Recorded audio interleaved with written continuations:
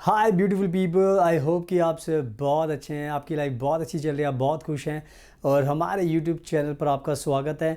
आज की वीडियो में हम बात करने वाले हैं फ्रांस के टूरिस्ट वीज़ा के बारे में।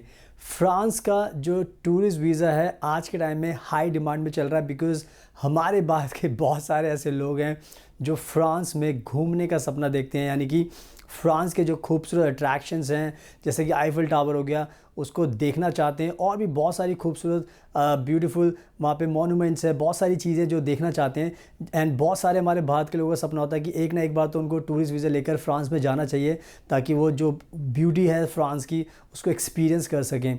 बट होता क्या है कि जाना बहुत सारे लोग चाहते हैं, बट जो वीज़ा है होता है टूरिस्ट वीज़ा, उसको पाना इतना आसान नहीं होता बिकॉज़ उसको पाने के लिए आपको बहुत सारी चीज़ों की प्रिपरेशन करनी होती है, एक पूरा का पूरा प्रोसेस होता है, वो फॉलो करना होता है। एंड बहुत सारे लोगों को इसके बारे में नॉलेज नहीं होती जिसकी वजह से उनका वीज़ा रिजेक्ट भी होता है एंड वो बहुत निराश भी हो जाते हैं। तो जो फ्रांस का जो टूरिस्ट वीज़ा का प्रोसेस होता है उसमें बहुत सारी चीज़ होती है जो आपको ध्यान रखनी होती हैं। तो मैं एक एक करके सारी चीज़ें आपको बताऊंगा, उसको आपको ध्यान रखना है, उसके बाद फिर आपका पूरा प्रोसेस ईजी हो जाएगा। तो वीडियो को एंड तक देखना। तो सबसे पहले जो प्रोसेस होता है टूरिस्ट वीज़ा का, उसमें जो इंपॉर्टेंट चीज़ होती है वो होता है आपका जो फ्रांस सरकार का एक वीज़ा एप्लीकेशन फॉर्म होता है।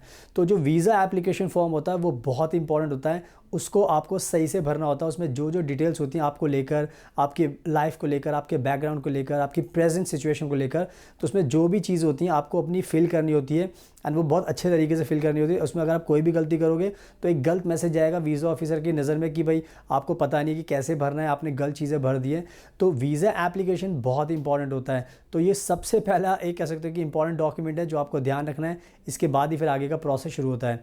तो फ्रांस का जो टूरिस्ट वीज़ा है उसका एप्लीकेशन फॉर्म आपको भरना है, तो इसका आपको ध्यान रखना है। अब बात करते हैं दूसरा इंपॉर्टेंट जो चीज़ होती है, जो प्रोसेस होता है वो होता है आपका कवरिंग लेटर। कवरिंग लेटर बहुत सारे लोगों को समझ में आता है, बहुत सारे लोगों को नहीं आता। मैं सिंपल भाषा में समझाता हूँ। जब भी आप फ्रांस में जाने का प्लान करोगे तो आपको कवर लेटर बनाना होगा जिसमें आपको लिखना होगा कि आपकी क्या क्या प्लानिंग है फ्रांस में जाने को लेकर। मतलब आप कौन कौन से चीज़ें हैं जो देखना चाहोगे, वहाँ पर कहाँ पर रहोगे, कैसे कैसे आप प्लान बनाओगे, मतलब कैसे आपकी पूरी स्टोरी से लेके एंड तक आपको समझाना होगा, कब आप वापस आओगे।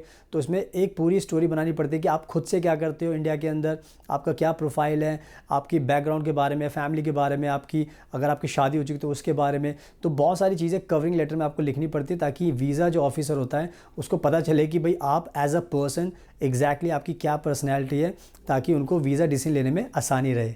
तो कवरिंग लेटर का भी आपको ध्यान रखना है। एंड अगर आपको कोई कन्फ्यूजन है कवरिंग लेटर में तो आप हमें कॉन्टैक्ट कर सकते हैं बिकॉज हम बहुत एक्सपर्ट हैं, हम आपका कवरिंग लेटर बहुत अच्छे तरीके से बनाते हैं एंड आपको एक बारी में वीज़ा दिला देते हैं। तो कवरिंग लेटर का भी आपको ध्यान रखना है। अब बात कर लेते हैं, एक वर्ड होता है आइटिनरी। आइटिनरी एक बहुत ही इंपॉर्टेंट डॉक्यूमेंट होता है आपके टूरिस्ट वीज़ा की एप्लीकेशन का। आइटिनरी का बेसिक मतलब ये होता है कि आपको हर एक पल की खबर देनी पड़ती है फ्रांस एम्बेसी को कि आप किस दिन अपनी फ़्लाइट लोगे, वो फ़्लाइट कहाँ पर लैंड करेगी, उसके बाद आपका नेक्स्ट डेस्टिनेशन क्या होगा, वहाँ पर जाने के लिए आप कैसे पहुँचोगे, बस लोगे, ट्रेन लोगे, फिर उसके बाद आप किस होटल में रुकने वाले हो, उसके बाद आपकी अगली प्लानिंग क्या होगी, नेक्स्ट डे आप क्या करोगे। तो उसमें एक पूरा का पूरा आपको अपने पल पल का उसमें डिस्क्रिप्शन देना होता है ताकि वीज़ा ऑफिसर को यकीन रहे कि आपको आने से पहले ये पता है कि आपको वहाँ पर कहाँ पर जाना है, क्या क्या करना है। तो ये एक बहुत इंपॉर्टेंट डॉक्यूमेंट होता है। बहुत सारे लोगों को इसके बारे में कन्फ्यूजन भी होती है, मुझे पता है कि क्योंकि आसान काम नहीं होता, बिकॉज आपका ये काम नहीं है तो आपको कन्फ्यूजन होगी। बट डोंट वरी, आप ये खुद से बनाने की कोशिश कीजिए। अगर कोई दिक्कत आती है तो आइटिनरी के लिए आप हमें भी कॉन्टैक्ट कर सकते हो, हम भी आपकी मदद कर सकते हैं। तो जो प्रोसेस है उसमें आइटिनरी का बहुत इंपॉर्टेंट रोल है, तो इसका भी आपको ध्यान रखना है। अब बात करते हैं बैंक फ़ंड्स को लेकर। देखो, हमेशा बात ध्यान रखना है कि जब भी आपको किसी भी कंट्री में जाना है तो आपके पास पैसा तो देखो होना ही चाहिए। एंड जो फ्रांस की एम्बेसी वो भी ये जानना चाहिए कि आपके पास इतना पैसा हो, जितने दिन भी आप जा रहे हो उतने दिन का आपका प्लान रहे। तो अगर आप मुझसे पूछोगे तो मैं हमेशा सजेस्ट करता हूँ कि 1 लाख रुपए से ज़्यादा का अमाउंट आपके अकाउंट में होना चाहिए ताकि उससे वीज़ा ऑफिसर को यकीन रहे कि भाई आपके पास पैसा है तो आप इसका यूज़ कर सकते हो, जितने भी दिन रहोगे उसके हिसाब से आप खर्च कर सकते हो। तो बैंक फ़ंड बहुत ज़रूरी है। तो कोशिश करो आपके पास 1 लाख रुपए से ज़्यादा का फ़ंड होना चाहिए ताकि आपके प्रोसेस में कोई भी दिक्कत ना हो। तो इसका भी, बैंक फ़ंड का भी आपको ध्यान रखना है। अब बात करते हैं अकोमोडेशन के बारे में। अकोमोडेशन का मतलब ये होता है कि अगर आप फ्रांस में जाओगे तो वहाँ पर रहोगे कहाँ पर। तो हर एम्बेसी ये जानना चाहती है, फ्रांस की एम्बेसी भी ये जानना चाहती है कि जब आप फ्रांस में आ जाओगे तो वहाँ पर कहाँ पर रहोगे। आप होटल में रुकोगे या किसी डॉम में रुकोगे, ऐसी कौन सी जगह पर रुकोगे जहाँ पर उनको पता रहे कि ये आपका फ्रांस में आने के बाद ये आपका ठिकाना होने वाला है रहने के लिए, जितने भी दिन आप ट्रैवलिंग करने वाले हो। तो इसमें बहुत बार क्या होता है, होटल बुकिंग आपके बहुत काम आती है। तो जब भी आप जा रहे हो टूरिस्ट वीज़ा पर, तो कोशिश करो कि आप अपनी होटल बुकिंग करो एंड मेक श्योर करो कि आपका होटल बुकिंग में कोई पैसा ना लगे। बिकॉज़ क्या होता है, बहुत सारे लोग क्या करते हैं, अपनी बुकिंग कंफर्म करा लेते हैं, उनके पैसे काफ़ी लग जाते हैं। तो हम ये अगर आप हमारे थ्रू कराओगे अपना प्रोसेस, तो हम आपका कोई भी पैसा नहीं लगने देते, हम आपका बुक करा देंगे, लेकिन पैसा आपको तभी देना होगा जब आप फ्रांस में जाओगे। तो ये एक बहुत ज़रूरी चीज़ होती है। बहुत सारे लोग क्या सोचते हैं कि हम खुद से अप्लाई कर देंगे और हम बुक कर लेंगे, वो पैसा लगा देते हैं, बाद में अगर वीज़ा रिजेक्ट होता है तो आपका पैसा फंस जाता है। तो बहुत सारे लोग ये गलती करते हैं, तो हम सबको एडवाइस करते हैं ऐसी गलती मत करना। होटल बुकिंग करनी पड़ती है प्रॉपर तरीके से। तो होटल बुकिंग भी ज़रूरी है, ये आपको डॉक्यूमेंट चाहिए। अगर आपको कोई कन्फ्यूजन तो आप हमें कॉन्टैक्ट कीजिए, हम आपकी पूरी मदद करेंगे इसके लिए भी, होटल बुकिंग के लिए भी। तो इसका भी आपको ध्यान रखना है।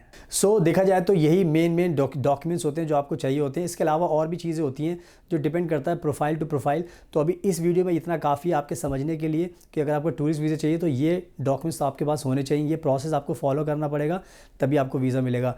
एंड अगर आपकी वीडियो पसंद आई तो प्लीज़ इसको लाइक ज़रूर कर लेना, शेयर कर लेना एंड हमारे चैनल को सब्सक्राइब कर लेना, ताकि आपको ऐसी फ्रांस को लेकर नई वीडियोस देखने को मिलती रहे। So thank you so much, आपके कीमती टाइम का best of luck and please हमेशा अपना ध्यान रखिए।